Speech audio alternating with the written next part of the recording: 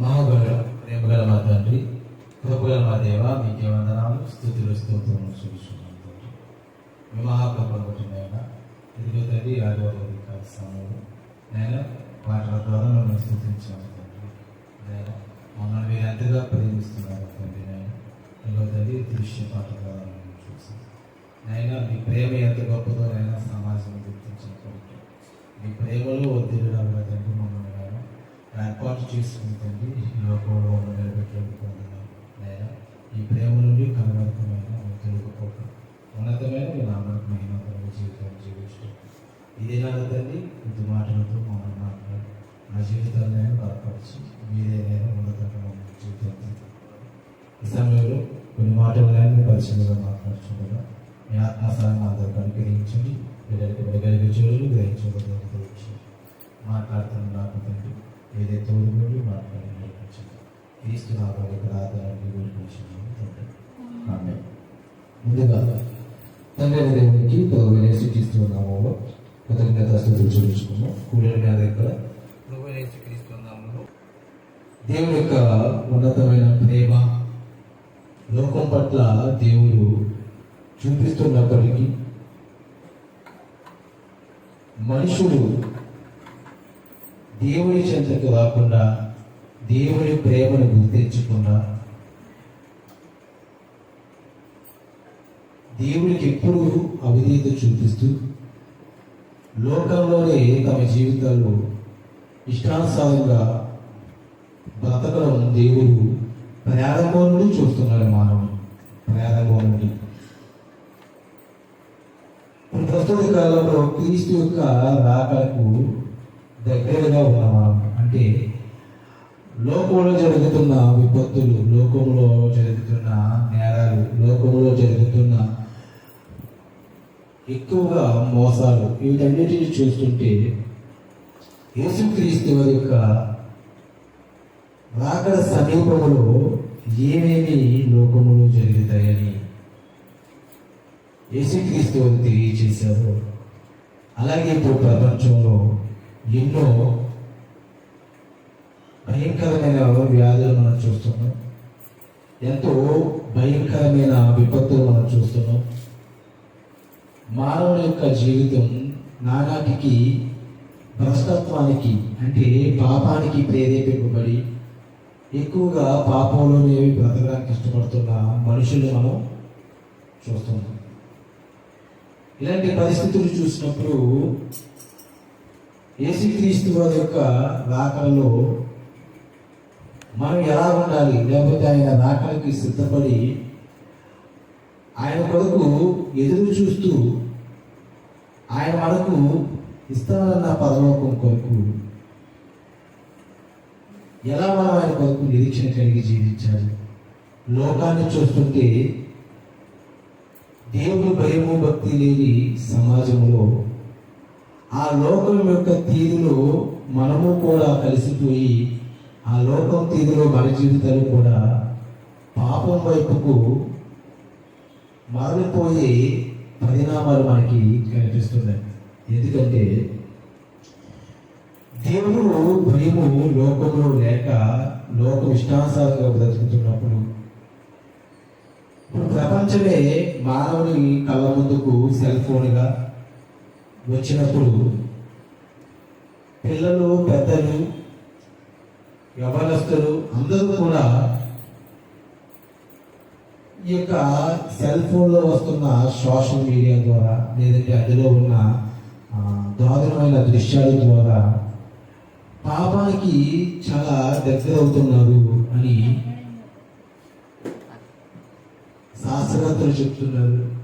మనిషి నానాటికి ఇంకా బలహీనుడిగా అంటే తనకు నచ్చినట్టుగా బ్రతకడానికి ఇష్టపడుతున్నారని శాస్త్రవేత్తలు చెప్తున్నారు. ఎందుకంటే ప్రపంచం యొక్క పోకడ చూస్తున్నప్పుడు పెరుగుతున్న టెక్నాలజీ ఎలా ఉందంటే జపాన్ ఆ సైడు రోబోలు కనుగొన్నారండి. ఒక రోబోని అంటే రోబో సిస్టమ్ ఆల్రెడీ వచ్చింది.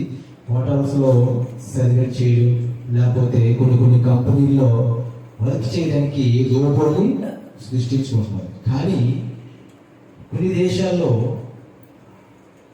రోబోని అంట రోబోని సృజించి ఇప్పుడు ఆ రోబోతో ఏంటంటే కనుక అక్రమ సంబంధాలు ఎక్కువైపోతున్నాయి కాబట్టి అక్రమ సంబంధాలు తగ్గించడానికి ఒక రోబోని స్త్రీగా చేసి ప్రతి ఒక్కరు కూడా ఆ రోబోతో స్నేహంగా ఉండేటట్టు ఏదో ప్లాన్ చేస్తున్నారు. మనం వార్తలో చూసాం.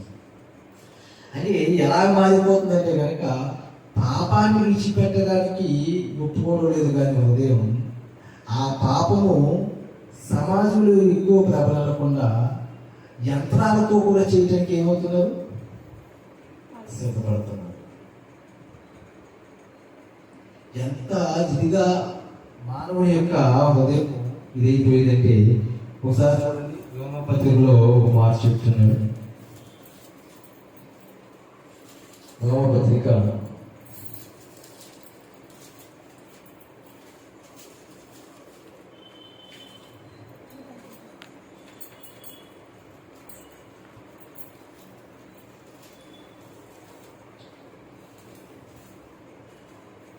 1వ అధ్యాయము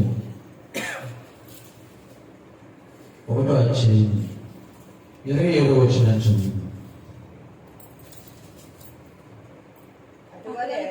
అటువలే పురుషులు కూడా స్త్రీ యొక్క స్వాభావికమైన ధర్మమును విడిచి పురుషులు అవాచ్యమైనవి చేయొచ్చు తమ తప్పిదములకు తగిన ప్రతిఫలం పొందుచు ఒకరి ఎడల ఒకరు కామ తృప్తులైరి. ఇప్పుడు దేవుడు స్త్రీ పురుషులను సృజించి వారికి వివాహం అనే బంధాన్ని ఏర్పాటు చేసి వారి ద్వారా పిల్లలు రావాలని దేవుడు ఏర్పాటు చేస్తే ఇప్పుడు స్త్రీతో స్త్రీ అంటే పురుషులతో పురుషులు అంట వివాహం. ఎవరు పురుషులతో పురుషులు, స్త్రీతో స్త్రీ. ఇప్పుడు పురుషులు రోబోతో, స్త్రీ రోబోతో.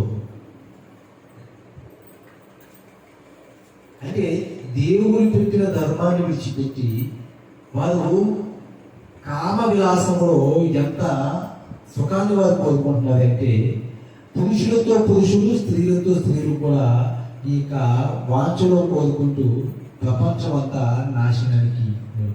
ఇది ఒకటేనా అంటే కనుక ఇదే కాదు, అనేకమైన విషయాల్లో ఈరోజు ప్రపంచం తనకి నచ్చినట్టుగా బ్రతుకుతుంది. మొన్న కలకత్తాలో 10 రోజులు అవుతుందా ఒక డాక్టర్ ఏం చేశారు,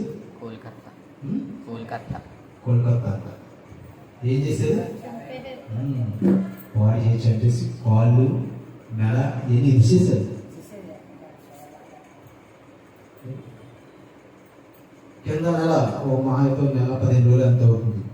8 సంవత్సరాల పాపని 12 13 ఏళ్ళు అబ్బాయి, 3 అబ్బాయిలు. మా వయసు ఎంత 13 ఏళ్ళు 12 ఏళ్ళ అబ్బాయిలు 8 సంవత్సరాల పాపని అత్యాచారం చేసి చంపేసి ఎక్కడ పాతారో తెలియదు, ఎక్కడ పెట్టారు. ఇప్పుడు వచ్చి బాడీ దొరకలేదు.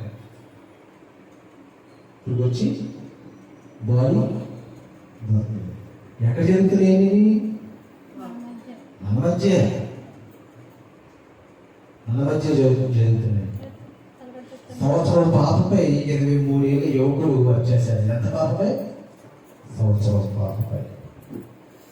అంటే సమాజంలో మనం రోజు చదువుతున్న న్యూస్ పేపర్లో కానివ్వండి, మనం చూస్తున్న న్యూస్ మీడియాలో కానివ్వండి, వస్తున్న వార్తలు వింటుంటే ఏమనిపిస్తుంది, ముందుకి సమాజం ఇంకా పెచ్చరిగిపోయి లోకంలో పాపానికి వారి జీవితాన్ని అప్పగించుకొని చివరికి భ్రష్టత్వంతో నిండిపోతుంది అనిపిస్తుంది. కానీ ఈ లోకం మారుతుందని అనిపించడం లేదు.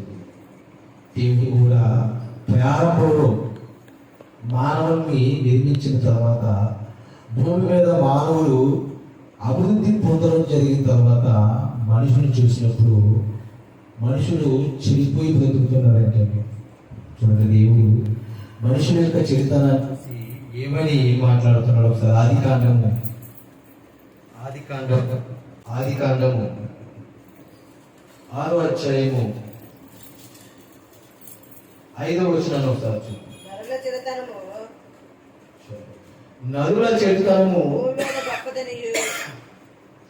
భూమి మీద గొప్పదనియు వారి హృదయం యొక్క తలంపుల్లో మోహ అంతయు ఎల్లప్పుడూ కేవలం చెడ్డదనియు యెహోవా చూచి తాను భూమి మీద నదులను చేసినందుకు యెహోవా సంతాపం నుండి తన హృదయములో నొచ్చుకొనెను. చూడండి, నదులు చెడుతనము భూమి మీద గొప్పది. ఎప్పుడు అప్పుడే ఎక్కువైపోయింది. అప్పుడు ఆధునిక మానవులు కాదు, ఆది మానవులు. అప్పుడు ఆది మానవులు అంటే ఇంత టెక్నాలజీ అప్పుడు లేదు. అప్పుడే మానవుల హృదయం ఏమైపోయిందంట? చెడిపోయింది. మనిషి చెడిపోయాడు. చెడిపోయిన మనిషిని చూసి దేవుడు తన హృదయంలో అనుకున్నాడు, తాను భూమి మీద నదులను చేసినందుకు యెహోవా సంతాపం నంది తన హృదయములో నొచ్చుకొనెను. దేవుడు తన హృదయములో నొచ్చుకొనెను. బాధపడుతున్నారంట దేవుడు హృదయం. దేవుని నదులను చేసినందుకు ఇంకా బాధపడిన దేవుడు ఈ నదులు ఎంతకాలము దేవుని ఆత్మతో వాదించిన వారు మార్పు అనేది కనబడలేదు. చూడండి, పై చెప్తున్నాడు 3వ వచనంలో, అప్పుడు యెహోవా నా ఆత్మ నదులతో ఎల్లప్పుడూ వారించదు, వారు తమ అక్రమ విషయంలో నరమాత్రులై ఉన్నారు. చూడండి, అక్రమంగా బ్రతకడానికి వారు ఇష్టపడుతున్నారు, కానీ దేవుడు ఆత్మ చేత నడిపింపబడ్డాడు వారు, దేవుడు మాట విన్నారు వారు ఇష్టపడుతున్నారు. అప్పుడు దేవుడు ఒక నిర్ణయం తీసుకున్నాడు. ఏంటో తెలుసా? నేను ఎక్కడ చెప్తున్నా చూడు, 11వ వచనం నుండి, భూలోకము దేవుని సన్నిధిని చెడిపోయి ఉండెను. చూడండి, అప్పుడున్న భూలోకం అంతా దేవుని సన్నిధిని ఏమైపోయింది? చెడిపోయింది. ఇప్పుడు చూడండి, ఇప్పుడు ఏ దేశమైనా, ఏ పట్టణమైనా, ఏ రాష్ట్రమైనా, ఏ ప్రాంతమైనా, అది విలేజియా పట్టణమా, ఏదైనా చూడండి, ఎక్కడ చూసినా మనిషి ఏమైపోయి ఉన్నాడు? చెడిపోయి ఉన్నాడు. దేవుడు అప్పుడు చూసినప్పుడు కూడా ఎలా ఉందంట? భూలోకం అంతయు అన్న చూడండి, దేవుడి సన్నిధిని భూలోకం అంతయు చెడిపోయి ఉండును, భూలోకము బలాత్కారులతో నిండి ఉండును. ఎలా ఉందంట? భూలోకం అంటే మనుషులందరూ తమకు నచ్చినట్టు బ్రతుకుతున్నారు. మనం పాటలో చూసాం కదా, దేవుడు చక్కగా ఇచ్చాడంటే అన్ని మనిషికి, అన్ని చక్కగా ఇచ్చాడు. అన్ని ఇచ్చి మానవుని పాదాల చెంత పెడితే దేవుడిని మర్చిపోయి బ్రతుకుతున్న మనిషి ఎలా ఉన్నాడంట? బలత్కారులుగా బ్రతుకుతున్నాడు, అక్రమం చేస్తూ బ్రతుకుతున్నాడు, తనకు నచ్చినట్టుగా బ్రతుకుతున్నాడు. అలా బలత్కారులుగా బ్రతుకుతున్న ఈ మనిషిని చూస్తున్న దేవుడు ఏమన్నాడు? 12వ వచనం చూడండి, దేవుడు భూలోకమును చూసినప్పుడు అది చెడిపోయి ఉండెను, భూమి మీద సమస్త శరీరులు తమ మార్గమును చెరిపి వేసుకుని ఉండేది. ఏం చేశారంట? అంటే పిల్లలు, పెద్దలు అందరూ కూడా, ఎవరు కూడా దేవుని కొరకు బ్రతకాలని ఆలోచన లేదా? లేదండి. అందరూ కూడా సమస్త శరీరులు అంటారు. చూడండి, అక్కడ భూమి మీద సమస్త శరీరులను తమ మార్గములు ఏం చేసుకున్నారంట? చెరిపేసుకున్నారు. అంటే మనిషి అనేవాడు వాడి చిన్నోడా, పెద్దోడా, ముసలోడా ఏమి లేదు. అందరూ కూడా వారి మార్గాలు ఏం చేసుకున్నారు? చేసేసుకున్నారు. వారి జీవితంలో, వారి ప్రవర్తన విషయంలో అందరూ కూడా దేవుణ్ణి బాధ పెట్టిన వారే, అందరూ దేవుడి వరకు బ్రతకని వారే. అందుకే వారి గురించి దేవుడు ఏ నిర్ణయం తీసుకున్నాడు? 13వ వచనంలో చెప్తున్నాడు, దేవుడు నోవాహుతో సమస్త శరీరముల మూలముగా భూమి బలాత్కారముతో నిండి ఉన్నది కనుక నా సన్నిధిని వారి అంతము వచ్చి ఉన్నది, ఇదిగో వారిని భూమితో కూడా నాశనము చేయను. ఏమొచ్చింది? నా సన్నిధిని వారి అంతం వచ్చింది. అంటే ఏం చేద్దాం ఉన్నాడు? ఇంకా ఈ బలాత్కారంతో నిండి ఉన్న ఈ భూలోకంలో ఉన్న మనుషులందరినీ అంతం చేసేద్దాం అనుకున్నాడు దేవుడు. అంతం చేసేద్దాం. నోవాహు దినంలో ఏం చేశాడు? అంతం చేశారా? వారు నోవాహు భార్య, తన కుమారులు, తన 3 కోడలు, మొత్తం 8 మంది రక్షించబడ్డారు. మరి లోకమంతా ఏమైపోయింది? దేవుడి జలప్రలయాన్ని తీసుకొచ్చి లోకాన్ని ఏం చేశాడు? ముంచేశాడు. ఇప్పుడు దేవుడి యొక్క కుమారుని రాక సమీపంగా ఉందా? ఉంది కదా. ఇప్పుడు యేసుక్రీస్తు వారు 2000 సంవత్సరాల క్రితం ఆయన వచ్చే సమయానికి, ఆయన మళ్ళా వస్తానన్న సమయానికి లోకం ఎలా ఉంటుందని చెప్పారు ఒకసారి చూడండి అన్నమాట. లోక సువార్త 17 వచ్చాయి. లోక సువార్త 17 వచ్చాయి.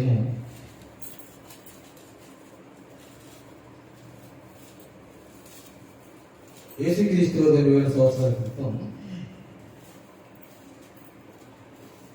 ఇప్పుడు మనం చదువుకున్న దృష్టాంతం ఏదైతే ఉందో, ఆ నోవాహు దినాల్లో ఎలాగైతే మనుషులు బ్రతికితే దేవుడికి నచ్చని వారిగా ఉన్నారో, అప్పుడు ఉన్న లోకాన్నంతా దేవుడు ఎలాగైతే నాశనం చేశాడో, అలాగే యేసుక్రీస్తు వారు రాబోతున్న 2వ రాకడలో కూడా ఎలా ఉండాలని చెప్తున్నారు. చూడండి అక్కడ 26వ వచనం, 17 వచ్చాయి, 26వ వచనం.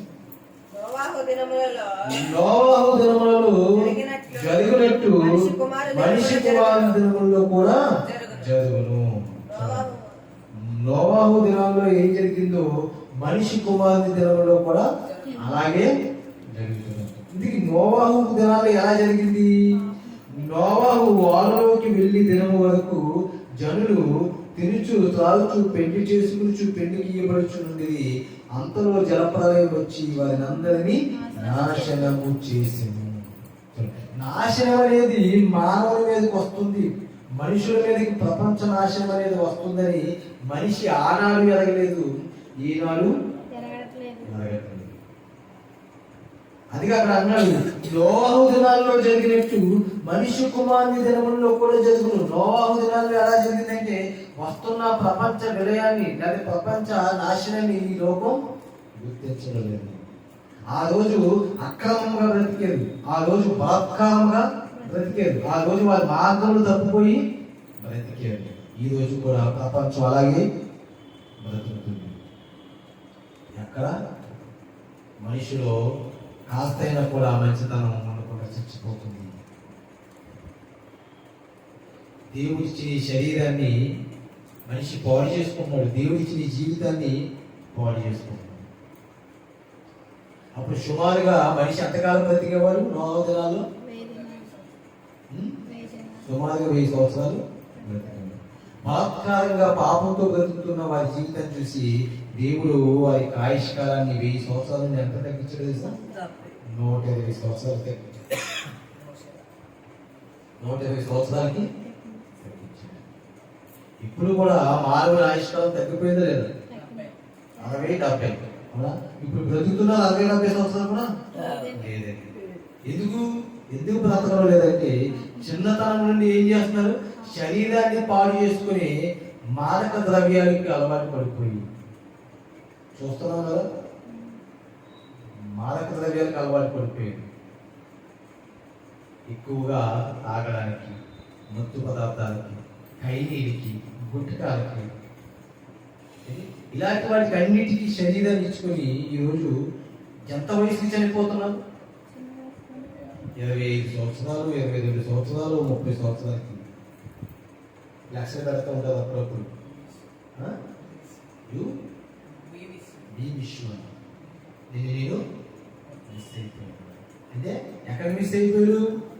ఈ లోకంలో మిస్ అయిపోయాడు. అసలు ఎక్కడ కనబడతాడు? ఆలోచించండి. 22 సంవత్సరాలకి 25 సంవత్సరాలకి జీవితాన్ని ముగించుకుంటున్నాడు మనిషి.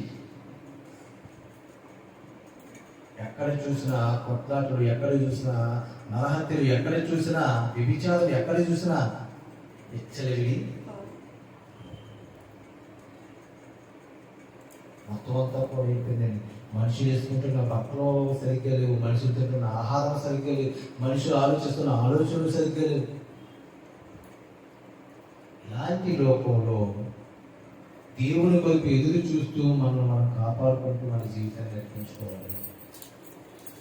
మనం నమ్ముకున్న రక్షకులైన యేసుక్రీస్తు వారు మనం ఆయన త్యాగాన్ని ప్రకటించి ఆయన ప్రేమను ఇంకా మారవలసిన వారికి అందించి మార్చాలి. అంటే ముందు మనం ఏం చేసుకోవాలి, మనం ఎలా కాపాడుకోవాలి అంటే, మనము నివసిస్తున్నది వాళ్ళు ఏ శరీరాల్లో అయితే నివసిస్తున్నారో మనము అలాంటి శరీరాల్లోనే నివసిస్తున్నాం.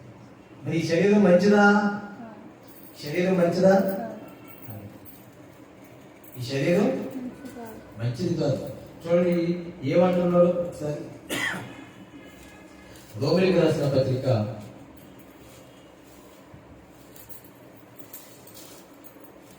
13వ అధ్యాయము రోమిలకు రాసిన పత్రిక 13వ అధ్యాయము 14వ వచనం చదువు. మెట్టుకు ప్రభువైన యేసుక్రీస్తును ధరించుకున్న వారే. చూడండి, మనమే కదా యేసుక్రీస్తు వారిని ధరించుకున్న వారు. మనమందరం కూడా ప్రభువైన యేసుక్రీస్తు వారిని ధరించుకున్నాం. కాబట్టి ఎలా మనం ఉండాలో అక్కడ చెప్తున్నా చూడండి. మెట్టుకు ప్రభువైన యేసుక్రీస్తుని ధరించుకున్న వారై శరీరేచ్ఛలను నెరవేర్చుకునేటకు శరీర విషయమై ఆలోచన చేస్తూ కొనకూడి. ఏమన్నాడు? ఆలోచించకండి. మీ శరీరం మీకు మంచిది ఏది చేయదు, మీ శరీరంలో ఏది మంచిది నివసింపదు. అందుకే ఏమన్నది అక్కడ? శరీరేచ్ఛలను నెరవేర్చుకుంటూ. అంటే శరీరేచ్ఛలు అంటే శరీర ఇష్టాలు, శరీర కోరికలు ఉన్నాయా? అంటే మన శరీరంలో ఉన్న ప్రతి అవయవానికి ప్రతి అవయవానికి ఒక్కొక్క కోరిక ఉంది. కళ్ళకి, చెవులకి, చేతులకి, కాళ్ళకి, ఈ అవయవాలే కదా. ఈ అవయవాలకు కోరికలు ఏమనుకుంటున్నారా? ఉన్నాయి. వీటికి ప్రత్యేకమైన ఇష్టాలు ఉన్నాయి. అందుకే మనం క్రీస్తుని ధరించుకున్నాం కాబట్టి శరీరేచ్ఛలను నెరవేర్చుకునేటకు, ఆ యొక్క కోరికలను నెరవేర్చుకునేటకు శరీర విషయమే ఆలోచన చేసుకొనకండి. శరీరం కొరకు మీద ఆలోచించకండి. ఎందుకు ఆలోచించద్దు అంటున్నాడు? చూడండి, అదే రోమపత్రిక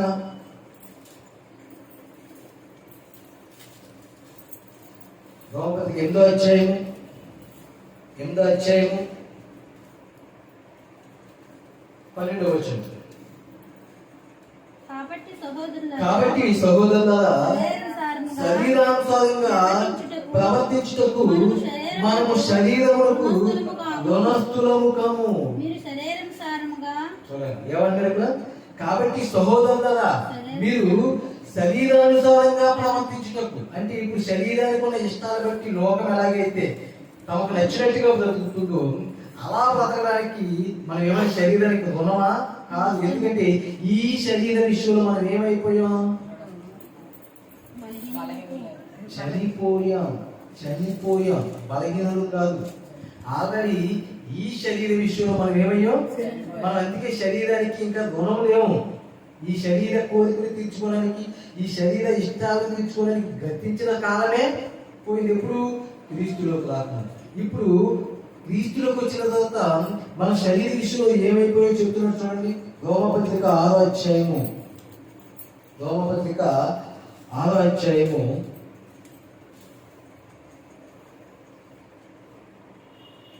2వ వచనం చూద్దాం. పాప విషయమై చనిపోయిన మనము ఇక మీదట ఎలాగూ దానిలో జీవితము. పాప విషయం మనం ఏమయ్యో? చనిపోయాం. ఇక మీదట దానిలో ఎలా జీవిస్తాం? చనిపోయాం కదా. పాప విషయం ఎలా చనిపోయాము? 3వ వచనంలో చెప్తున్నాడు. పాప విషయం ఎలా చనిపోయో చెప్తున్నాడు. క్రీస్తు యేసులోనికి బాప్తిసం పొందిన మనం అందరము ఆయన మరణంలోనికి బాప్తిసం పొందిందని మీరు ఎరగరా? చూడండి, మనం అందరం కూడా క్రీస్తు యేసులోనికి ఏం పొందాం? బాప్తిసం పొందాం. కాబట్టి మనం అందరము ఆయన మరణంలోనికి బాప్తిసం పొందుతామని మీరు ఎరగరా? కాబట్టి తండ్రి మహిమ వల్ల క్రీస్తు మృతుల్లోని ఎలాగ లేపబడినో అలాగే మనము కూడా నూతన జీవం గలవారమై నడుచుకున్నట్టు. ఏ జీవం? ఇప్పుడు బాప్తిసం ద్వారా మనం క్రీస్తులో చనిపోయాం. ఇప్పుడు శరీరాన్ని అనుసరించి మనం నడుచుకోవట్లేదు. ఇప్పుడు మనం దేన్ని ఎప్పుడైతే క్రీస్తులో మనం బాప్తిసం తీసుకున్నామో దేవుడు మనకు ఒక నూతన ఆత్మ ఇచ్చాడు. ఏమి ఇచ్చాడు? తన పరిశుద్ధాత్మని ఇచ్చాడు. ఇప్పుడు మనం ఆ పరిశుద్ధాత్మ ద్వారా ఎలా జీవించాలంట? నూతన స్వభావం గలవారి. అక్కడ అన్న చూడండి, ఏమన్నాడు? నూతన జీవం పొందిన వారమై నడుచుకున్నట్లు. ఏ జీవం? నూతన జీవం పొందుకున్నట్లు నడుచుకోవాలంట. ఇప్పుడు మనలో ఉన్నది పాత జీవం కాదు, నూతన జీవం. అందుకే మనం శరీరానికి రుణస్థులము కాము. మన శరీరానికి రుణస్థులము కాము. ఈ శరీరానికి నువ్వు రుణస్థులు అనుకుంటే కనుక ఈ శరీరంలో మంచిది ఏది లేదు. ఈ శరీరంలో ఉన్న అవయవాలు పాప నియమానికి లోబడి ఉన్నాయి. దేనికి లోబడి ఉన్నాయి? పాప నియమానికి లోబడి. చూడండి కీర్తనుడు రోమపత్రిక 7వ అధ్యాయం, రోమపత్రిక 7వ అధ్యాయం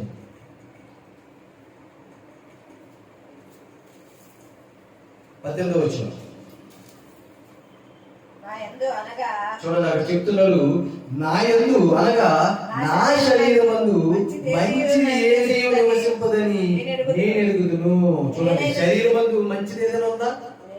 ఏది మంచిది లేదు. మన కళ్ళు మంచివి కాదు, మన చెవులు మంచివి కాదు. అవునా? ఈ కళ్ళు మంచివేనా? ఎందుకు మంచివి కాదు అన్నావు? ఏం కోరుకుంటుంది? ఏం చూస్తున్నాయి? అవునా? ఏం చూస్తుంది? ఏమేంటి ఉన్నాయి? అవునా? కొండాలు వెళ్తాయి, ఊతలు వెళ్తాయి. ఈ రోజు మంచిదేనా? అంటే మన శరీరంలో ఉన్న అవయవాలు మంచివి కాదని మనమే చెప్పగలం. ఎందుకంటే మన కళ్ళు మంచివి చూడలేదు, మన నోరు మంచిగా మాట్లాడడం లేదు, మన చెవులు మంచి వినవు. మంచి విషయాలు ఉంటే మనము సద్బోధ వింటామా? ఉంటామా? వినవు. మరి ఏమంటాం? దుర్బోధలు వింటాం, కల్పింపబడినవి వింటాం, కొండాలు వింటాం, అబద్ధాలు వింటాం. నిజాయితీగా కూడా ఆలోచించండి. అంటే ఏమైతే మన శరీరం ఉందో ఈ శరీరంలో మంచిది ఏది నివసించదు. అందుకే అక్కడ చెప్తున్నాడు, కిందకు వస్తే ఏమని చెప్తున్నాడు చూడండి, 23వ వచనం. వేరొక నియమము నా అవయవంలో ఉన్నట్టు నాకు కనబడుచున్నది. చూడండి, మన అవయవాల్లో దేవుని నియమం కాదంట, వేరొక నియమం ఉన్నట్టు కనబడుతుందట. చూడండి ఏమన్నారు?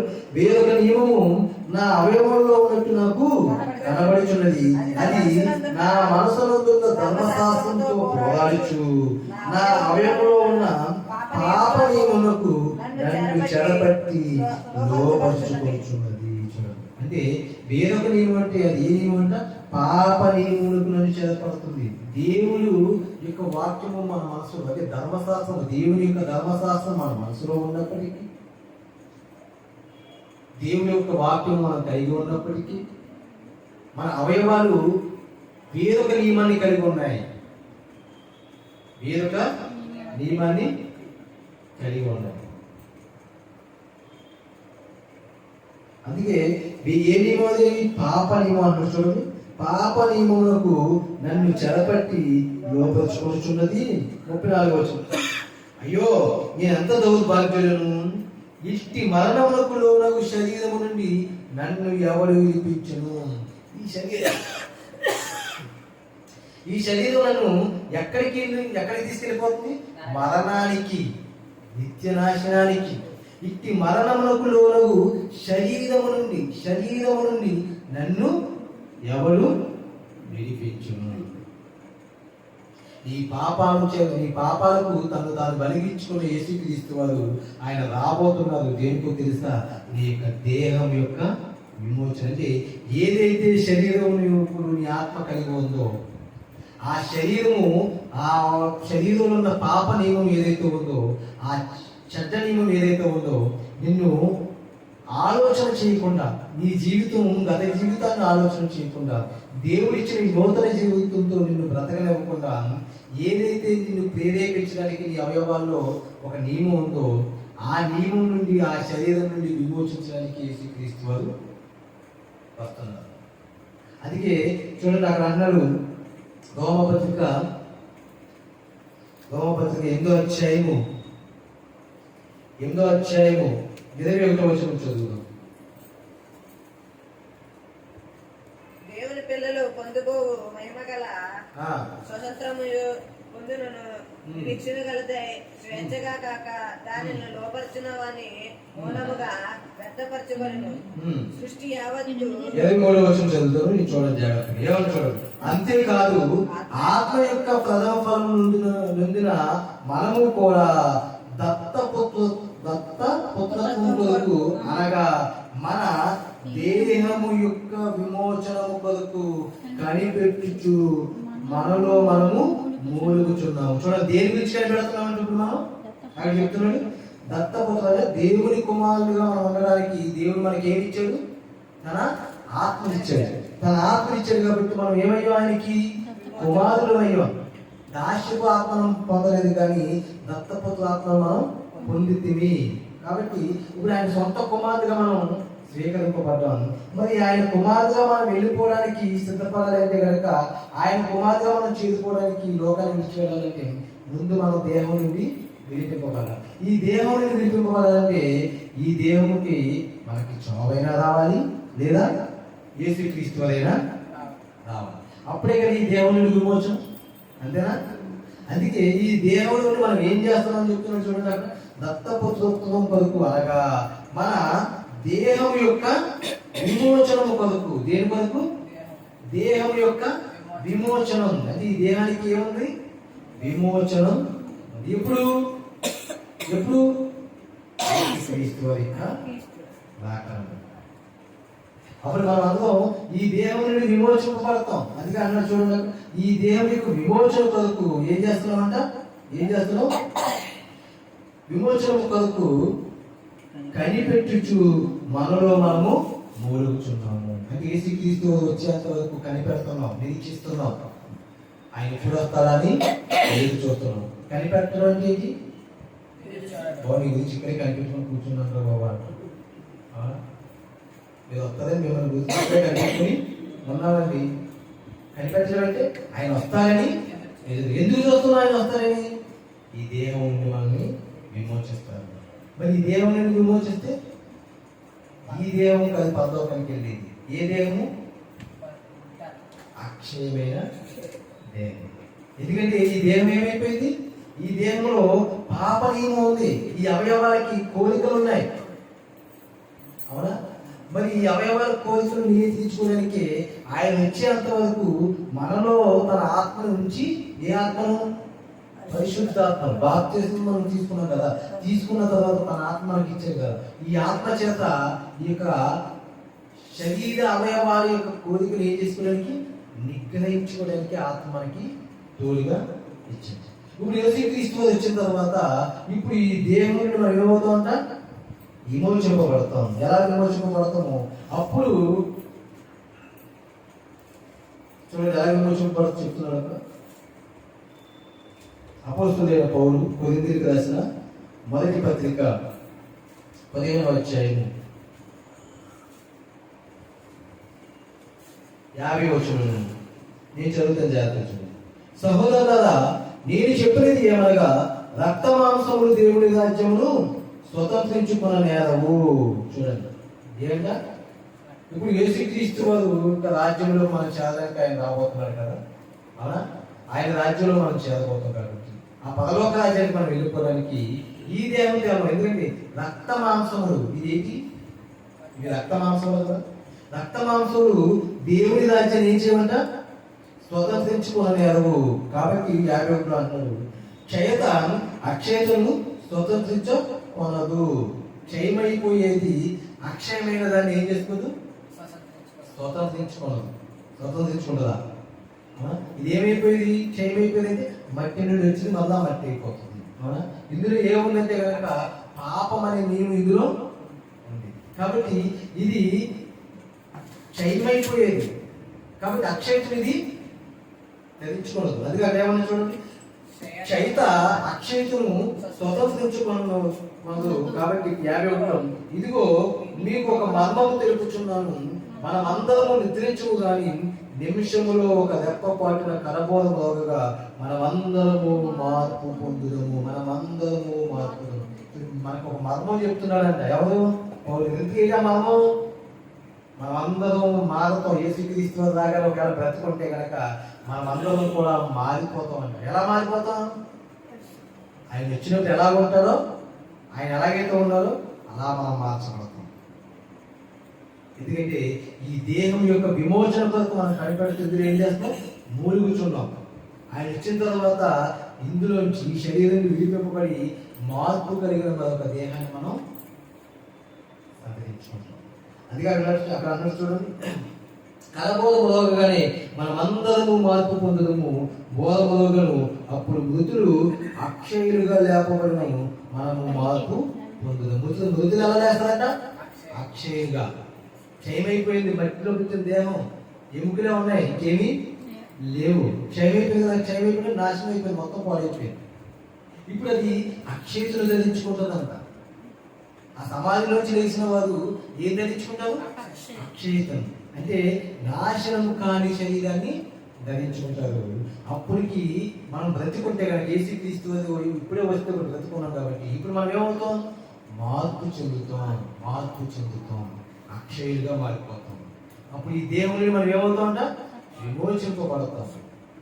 కాబట్టి అప్పుడు దాకా దేవుడిలో మనకి దేవుడిచ్చిన ఆత్మ చేత క్రీస్తులోకి బాప్తిసం పొందిన మనం అందరం కూడా ఆయన సిలువులోకి మనం ఏమయ్యాం?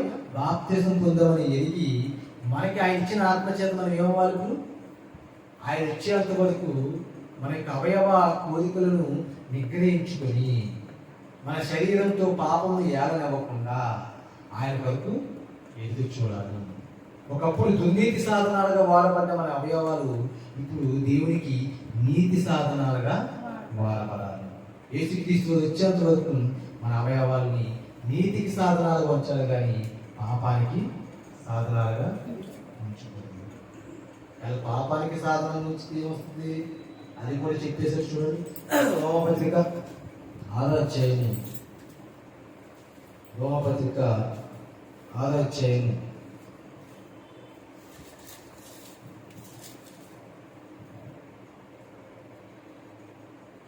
15వ వచనం చూద్దాం. 6వ అధ్యాయం 15. నేను చదువుతాను, జాగ్రత్త చూడండి. అట్లయిన కృపకే కానీ ధర్మశాస్త్రములకు లోనగోదు కామని పాపము చేయుదుమా? చూడండి, దేవుడు కృప చేత రక్షించాడు కదా, ఇక పాపాలన్నీ ఆయన నామంలో క్షమింపబడుతున్నాయి కదా. చాలా మంది ఏమనుకున్నారంటే యేసుక్రీస్తుని నమ్ముకొని మేము అందరూ బాప్తిసం తీసుకున్నాం కాబట్టి ఇంకా మేము ఎన్ని పాపాలు చేసిన దేవుడు క్షమించేద్దాం అనుకుంటున్నారు. అప్పుడు దాకా చేసిన పాపాలు దేవుడు క్షమించి నూతన జీవితాన్ని ఇచ్చాడు. ఈ నూతన జీవితంలో మరలా పాపం చేస్తామని కాదు. అందుకే వాళ్ళ ఆలోచన బట్టి ఈ మాటను బట్టి చెప్తున్నాడు, పాపం చేయడమా అది అన్నిటికీ కూడదు. 16వ వచనం, లోబడిటకు దేనికి మిమ్మల్ని మీరు దాసులుగా అప్పగించుతుందో అది చావు నిమిత్తము పాపముకే గాని నీతి నిమిత్తము విధికి గాని మీరు దేనికి లోబడుతుందో దానికే దాసులు అవుతుందని మీరు ఎరగరా? చూడండి, మీకు తెలీదా? మీరు పాపానికి లోబడ్డారనుకో చావు నిమిత్తమే, అంటే మళ్ళా మీరు ఏమైపోతావు? పాపానికి లోబడితే మళ్ళా మరణానికంటే రెండవ మరణానికి అప్పగింపబడతారు. అదే అన్నారు చూడండి, చావు నిమిత్తమే గాని పాపంకే గాని నీతి నిమిత్తము విధేయతకి గాని మీరు దేనికి లోబడదో దానికే దాసులు కదా. మీరు పాపములకు దాసులైంది కానీ ఏ ఉపదేశ క్రమములకు మీరు అప్పగింపబడుతుందో దానికి హృదయపూర్వకముగా లోబడిన వారే పాపము నుండి విమోచింపబడి నీతికి దాసులైతే. ఇప్పుడు పాపము నుండి విమోచింపబడి దేనికి దాసులయ్యమో దేవుడు తన కుమారుని ద్వారా మనకు అనుగ్రహిస్తున్న నీతికి దాసులు అయ్యాం.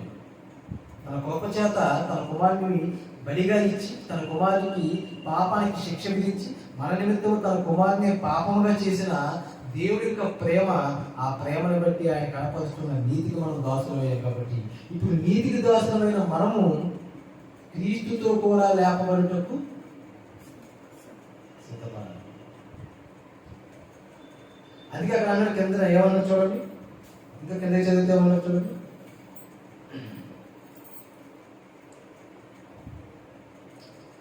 19 మీ శరీర బలహీనతను బట్టి మనిషి రీతిగా మాట్లాడుచున్నాను. ఏలాగ అక్రమం చేతికి అపవిత్రతకును అక్రమమునకును మీ అవయవములను దాసులుగా ఎలాగో అప్పగించుతుందో చూడండి. ఒకప్పుడు అక్రమంగా బ్రతకడానికి, బలవత్కారంగా బ్రతకడానికి ఈ లోకంలో మీ అవయవములను అపవిత్రతకును దేనికి అపవిత్రతకి ఇచ్చామా? మన అవయవాలు పూర్వం క్రీస్తులో గురించి రాకముందు అవునా అపవిత్రతకి ఎలాగైతే ఇచ్చామో అపవిత్రతకును అక్రమముకును మీ అవయవములను దాసులుగా ఎలాగో అప్పగించుతుందో అలాగే పరిశుద్ధత కలుగుటకై ఏదంటే ఇప్పుడు పరిశుద్ధత కలుగుటకై మీ అవయవాలను నీతికి దాసులుగా అప్పగించండి. దేనికి? నీతికి దాసులుగా అప్పగించండి. దేన్ని? మన శరీరాన్ని. ఒకప్పుడు పాపానికి దాసులు, నీతికి. కాబట్టి ఆనాడు నుండి లోకమంతా దేవునికి కన్నీరే రప్పించింది, కానీ ఈనాడు ఈ తరంలో బ్రతుకుతున్న మనం దేవుని కొరకు బ్రతికి ఆయనకి ఏమించని ఆనందాన్ని. ఒక పాపి మారితే పరలోకంలో ఎక్కువ ఆ మార్పు ఎక్కడ దాకా ఉండాలి? చాలా మంది బాప్తీసం తీసుకున్న 10 దినాలు బాగానే ఉంటారు, 1 నెల 2 నెలలు సంవత్సరం, తర్వాత మళ్ళీ అవుతారు, మళ్ళీ మామూలు అయిపోతారు. ఆ మార్పు అనేది దేవుడికి ఎక్కువ కాలం సంతోషిస్తుందా? లేదండి. ఈ మార్పు అన వరకు మనం కొనసాగించాలి. అందుకే దేవుడు పిల్లలుగా ఈ లోకంలో బ్రతుకుతున్న మనము ఎలా ఉండకూడదంటే లోకం నడుచుకున్న రీతిగా మనము నడుచుకోకూడదు. మన శరీరాన్ని ఎవరికి అప్పగించుకోవాలి? దేవుడికి అప్పగించాలి. ఎందుకంటే మన శరీరంలో మంచిది ఇది నివసించదు కాబట్టి మన అవయవాల యొక్క శరీరేచ్ఛలను, మన శరీరానికి ఉన్న లేదా మన శరీరంలో ఉన్న అవయవాలకు ఉన్న ఇచ్చలను మనం తీర్చడానికి మన శరీరానికి గుణస్తులము. ఎందుకంటే ఈ శరీర విషయం మనం ఏమైపోయాం? చనిపోయాం. ఈ స్థితిలో మనం ఏమైపోయాం? చనిపోయాం. మరి ఇప్పుడు నూతనంగా జీవిస్తున్న మనము ఈ శరీరంతో దేవుడికి నీతి సాధనాలుగా వాడబడాలి. దేవుడి యొక్క లోకానికి వెళ్ళిపోవాలి. దేవుడు అదే మన నుండి కోరుకుంటున్నాడు. దేవుడి మాకు దీవించినాక ప్రార్థన చేస్తాం. మహాగణుడ, ప్రేమ గల మా తండ్రి, కృపగల మా దేవ, నీకే వందనాలు, స్తుతులు, స్తోత్రం చెల్లిస్తున్నాము. మీ పిల్లలుగా తండ్రి ఈ సమయంలో తండ్రి కొన్ని మాటలు మేము ఆలోచన చేస్తాం తండ్రి. ఇదిగో తండ్రి, ఈ లోకంలో తండ్రి నైనా కేవలము 60-70 సంవత్సరాల జీవితకాలానికి కలిగిన ఈ శరీరంలో తండ్రి నేను ఉన్న అవయవాలకి తండ్రి నైనా వాటికి ఉన్న కోరికలు ఇష్టాలు ఎన్నో ఉన్నవి నైనా. ఈ శరీర అవయవాల్లో తండ్రి నైనా పాప నియమం తండ్రి నైనా మమ్మల్ని నైనా చెరబెట్టుకొని పోకుండా మీకు వాక్యములను తండ్రి దగ్గరలో ఉంచుకొని నైనా ఇదిగో తండ్రి నైనా మీకు ఉన్నతమైన ప్రేమ కలిగి తండ్రి నైనా మీరు ఇచ్చిన పరిశుద్ధాత్మ కలిగిన వారిగా ఇదిగో తండ్రి నైనా ఆత్మచేత నడిపించాలని తండ్రి నైనా మేము తీర్చుకొనక శరీరానికి వ్యవస్థలను మేము కాకపోతే నేను మా యొక్క శరీర అవయవాలతో నీతికి సాధనాలుగా నడిపించుకున్నట్టు తండ్రి నాయన మా అవయవాల్లో ప్రతిదీ కూడా తండ్రి మీ పనిలో వాడబట్టకపోతే చూపించండి. లోకం నుండి నేను మమ్మల్ని ఏర్పరిచి ఉన్నతమైన మీ ప్రేమకు తండ్రి మమ్మల్ని పాత్రలు తీర్చి ఉన్నతమైన మీ వాక్యంతో మమ్మల్ని నడిపించండి. నేను దృష్టిలో నేను ఒట్టు కూడా తండ్రి ప్రార్థన వ్యాకరించండి. నేను సన్నిధిలో ఒత్తిడింపు చేయండి. క్రీస్తునామమున ప్రార్థనలు వినిపించున్నాము తండ్రి.